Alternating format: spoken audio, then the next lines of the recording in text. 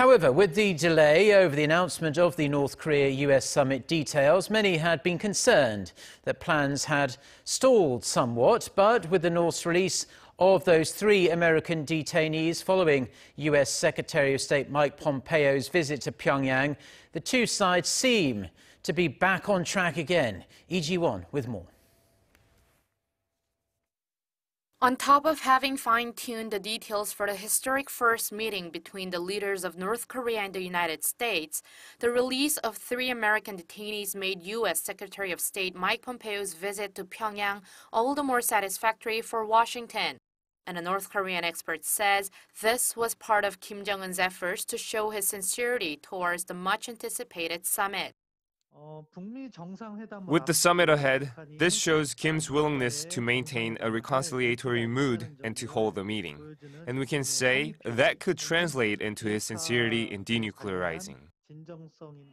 Though the experts said the release of the detainees would not have been used as a card to negotiate the lifting of economic sanctions or levels of denuclearization, he said he does think the North could expect something in return.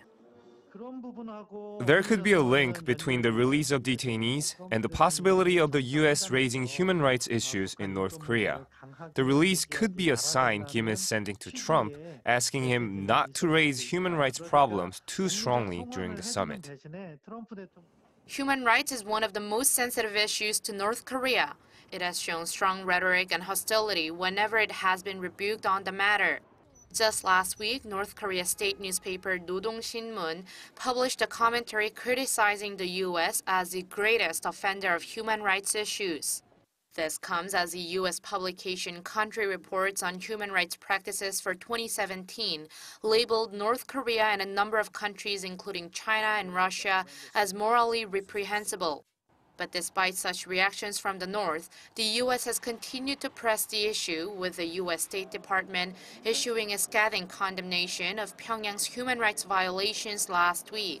While some experts point to the human rights issue as one of the reasons for the delay in finalizing and announcing the details of the summit, they say the latest development between North Korea and the U.S.